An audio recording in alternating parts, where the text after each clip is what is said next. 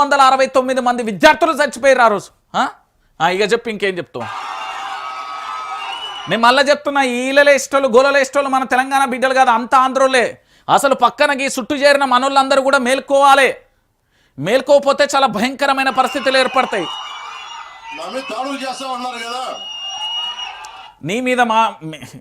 నీ మీద దాడి చేస్తే మాకేమొస్తుంది? తెలంగాణ సంస్కృతి దాడుల సంస్కృత? తెలంగాణ సంస్కృతి ఏంది? ఒక ప్రాణాన్ని నిలబెట్టేది, ఒక ప్రాణాన్ని కాపాడేది తెలంగాణ సంస్కృతి అంటే ఏంటిది? ఒక వ్యక్తుల మీద ఎప్పుడైనా దాడి చేసినామా మేము? తెలంగాణ ఉద్యమంలో ఎక్కడైనా ఆంధ్రప్రదేశ్కు సంబంధించి పూర్తి స్థాయిలో చెప్పు, మీ ఆంధ్రాకి వచ్చి దాడులు చేసినామా? నువ్వు మా గడ్డ మీద నిలుకొని, మా గడ్డగా ఊపిరి తీసుకొని, మా గడ్డ నీళ్లు తాగుతూ, మా భూమిలో ఉండి, మా రాష్ట్రంలో ఉండి నువ్వు మళ్ళా దాడులు చేస్తారా అంటావా?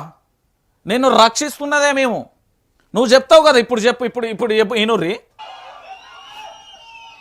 నాకు తెలంగాణలో బెదిరింపుల కంటే కూడా ఆంధ్రాలో బెదిరింపులు ఎక్కువ. నాకు చూసినావా పవన్ కళ్యాణ్ రక్షించేది ఎవరు?